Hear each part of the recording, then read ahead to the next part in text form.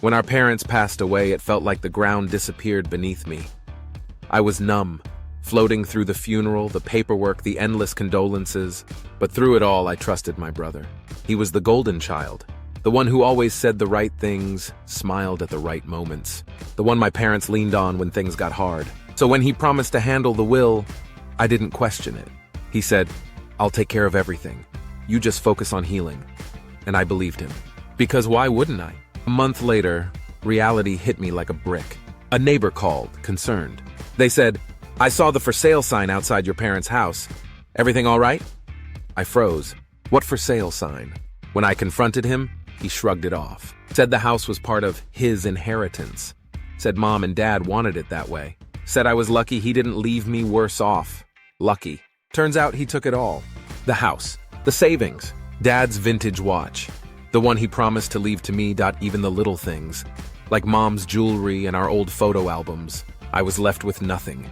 No confrontation, no screaming match, no late-night angry texts. Instead, I packed my things, moved into a tiny apartment across town, and rebuilt my life from scratch.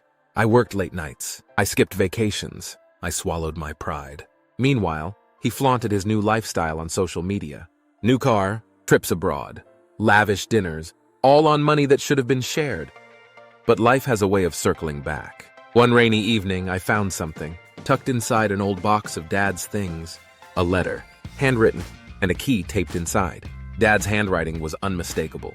The letter was short but powerful. He said, "If anything happens to me, trust the truth, not appearances. The real documents are in the safe deposit box. Bank of Evergreen." I almost dropped the letter. The next morning, I stood inside a dusty bank office, key in hand, heart pounding. Inside the box, the original will. Signed, witnessed, unchanged. It left everything. House, savings, assets, equally split between my brother and me.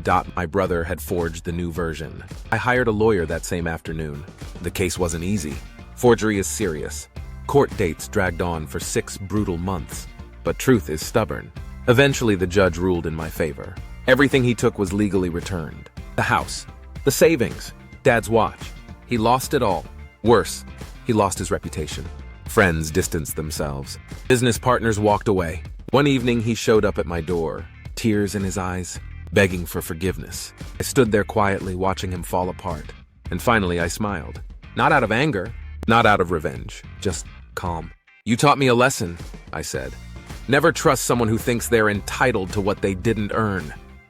I closed the door, and this time, it stayed closed.